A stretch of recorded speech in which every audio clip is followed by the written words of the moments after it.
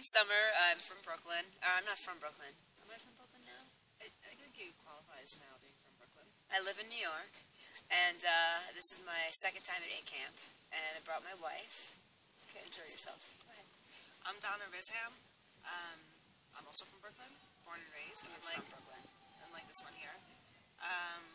Yeah, and this is my first time at 8 camp, and I came because Summer had so much fun last time that she made it sound like irresistible, so I needed to come back with her this time. And she was right. Yeah, you love it here. I do love it here. This is your favorite place you've ever been. I want to stay here forever. Why is it your favorite place you've ever been? Because there's as soon as you come here, you just feel welcomed, and everyone is just absence of pretense, like they're not judgy. People just come up and start a conversation, and everyone is really warm and intelligent and interesting. Like the group of people that are on this mountain are so inspiring and just wonderful people. So I feel like I made 200 new friends in a couple of days, and shared tons of stories and was able to help people, hopefully in some way. I'm on the staff, and I haven't been anywhere like that before, so I really loved it. Plus, look around, it's gorgeous. It's really pretty here. Yeah. I don't know if you're gonna splice some B-roll in, but it's I mean, you wake up and you breathe mountain air, and then you're surrounded by 200 queer people, which is really cool and normalizing. You think, you know, this is what most straight people in the rest of the country feel like every day, except they don't appreciate it. Yeah, it's like I could breathe easier, and it's not just because of the mountain air. We can hold hands. Should we be holding hands? Yes, we should hold hands. It's fine. Okay. What's the queer community like in Brooklyn? How does that differ, your personal queer community, from here? The queer community in Brooklyn goes strong, and there's lots of places and things to do, and there's definitely a big community, but it's a little bit harder probably to just walk up and approach somebody. Like, there's already, I would say, some friendships formed, and I don't want to say cliques, but different kind of subgroups within the community. So it's a good place to be. I mean, there's plenty of queer people, and they're all awesome, but this is a little bit different. The situation is, like, I would say, a little bit more open and easier to sort of connect. And it's called 8 camp, but I think the idea of it is also educational, and kind of their panels and workshops and conferences. So, like, it particularly attracts people who want to learn and grow, and kind of self-examine themselves and have lots of feelings. So that kind of self-selects, you know, amongst hundreds of different interesting types of queer people. This is a specific group of people who have a common goal in mind. Yeah, really introspective. Hunt bears, and go for walks, and collect sticks. Yeah. I was telling Summer that I actually feel so present here, which is something that's hard to do in my regular life. Like, I feel like I'm very in this moment and can enjoy it. And there's no internet. Yeah. And I haven't even really missed it. Maybe a little. A little bit? I mean, I have my phone. I mean, did you tweet? I don't tweet. Oh, well. You haven't lived. I do Facebook, though. Yeah. But anyway, yeah, it's like, I'm not thinking about work, I'm not thinking about tomorrow, I'm just thinking about all the cool stuff that's happening today, and there's so much cool activities and things happening every hour, so you're free to, like, go to several different workshops, or just hang out talking to people in one of the lounge areas, the lodge areas. Or outside on the swing set. Or hike. What's that feel like? What's the difference between feeling present and then this everyday life, or not being in the moment? I mean, I feel like the furrow in my brow has finally eased up without sans Botox. It's like natural Botox. It's natural. 8 camp is natural Botox. Queer Botox. Everything just seems slower and easier. And even though there's a lot happening, like, I just feel much less anxiety and stress that I didn't really even know was there before. I think anytime you travel, too, your mind works a little differently. So just getting up the mountain, you're already sort of taken out of your normal, everyday sort of rut in your mind. And then on top of it, there's stimulating activities. There's stuff that you normally don't do, like learn how to make a fire or something, roast a marshmallow in front of where you just eat, and, you know, drink crafts. Drink wine on a log. And you were both on panels this year? What was that like? For me, it was awesome because I love being able to help people and talk about my experience and have them share their experience. So I'm a mental health person, and I was able to be on panels that talked about mental illness and treatments, and also about coming out later in life. That was a separate panel, and that one was really emotional. Lots of crying. Yeah. I walked in and I was Tissues like, abound. whoa, feelings. But it was so amazing for the people that were there, because some people they came out like a month ago, and some people were married. Some people, this is their first time that they've ever been around other queer people and felt like they were part of a community. So there's a lot of struggles that go along with that, and feelings of isolation when you come out later in life. And we were all able to share that and feel good about it, instead of feeling weird or strange about it, that it took them longer than the average person. So it was like a real cathartic experience.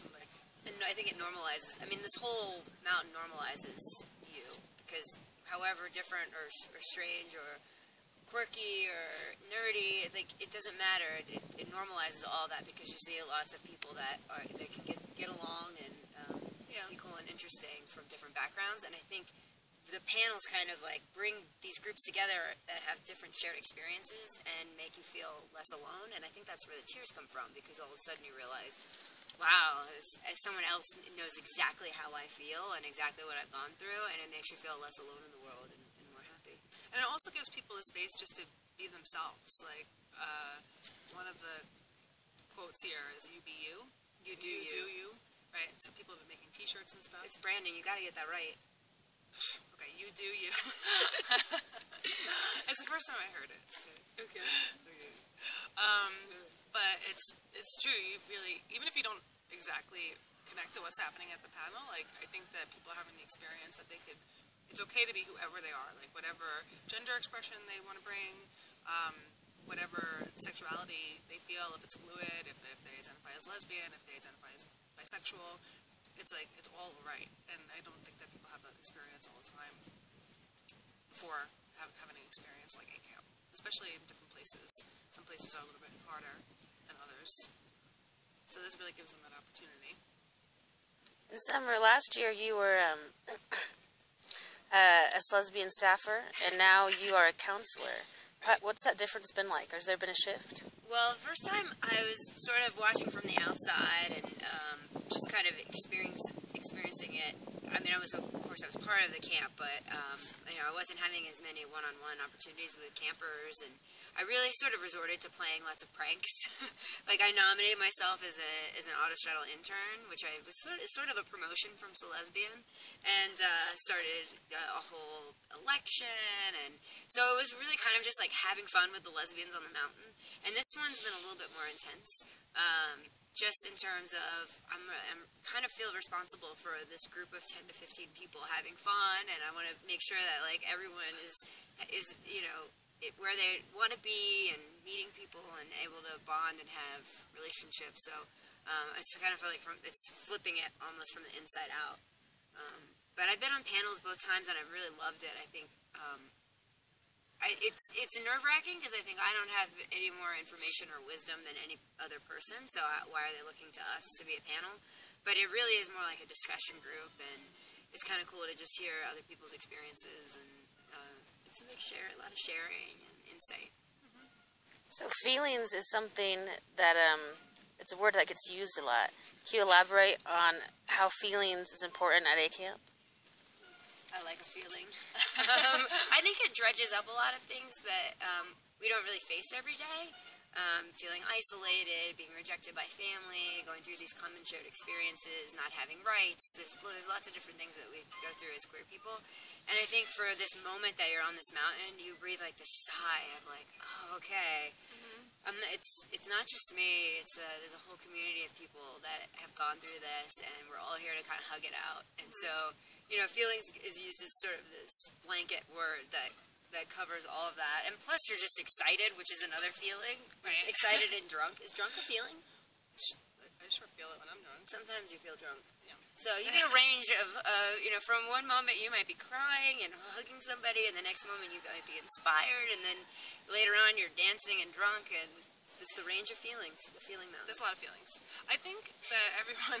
Did that even help? I think everyone here has gone, and everyone in life goes through some kind of struggle. And here, where a lot of people find struggles, and that instantly bonds them together. So when you find someone that's been going through a similar experience or hardship, and being queer can sometimes bring that, it's just like it just opens you wide open, it like cracks you wide open, and all the feelings come out. My feelings are leaking. Leaking. That sounds leaking out. Shut up. All right. So, in either this A camp or some of your last A camp, what's something that like A camp has given you, or some kind of personal, I don't know, takeaway that you've gotten from it? Friendships, definitely. Connections. People, really great conversations. Yeah, again, a sense of community and a total bonding with 200 or 300 strangers. Confidence and self-assuredness. Oh, definitely.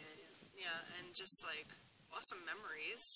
I always have these memories and look back, and it was fun. And it was definitely a fun way to have a vacation, and it definitely gave me a different perspective, I think.